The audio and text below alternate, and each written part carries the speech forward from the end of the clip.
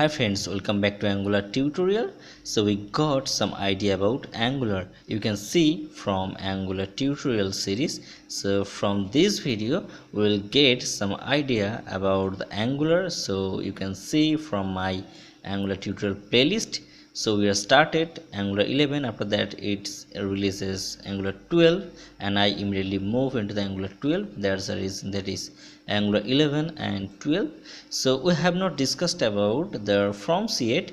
So now I am going to introduce the form section. Suppose we are going to create any projects, there may have a registration process, login process, or you may collect any data as an input. All are coming through the forms. Okay, so to develop any application, this is the basic part. I will show you everything from beginner level. So now we need to know what are the types of Angular forms.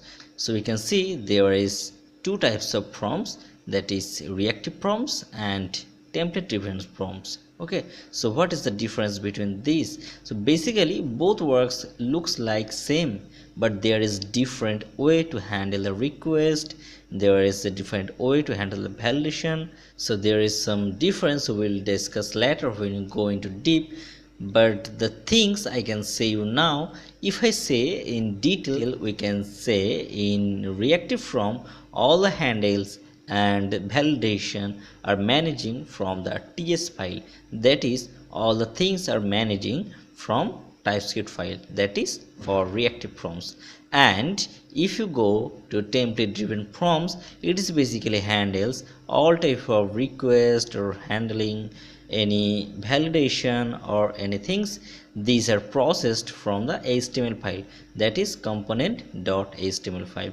Okay, so we'll know more when we go in deep in our upcoming video. So now we need to know what is the basic workflow of the forms. So first we will create forms, and from that it will collect data and process that from into the TS file, that is the Angular TypeScript file. Okay, so first forms and then the data and all the things is coming into the TypeScript file. Okay, and from the TypeScript file it will call the service. I am going to show you how to save the data into the database.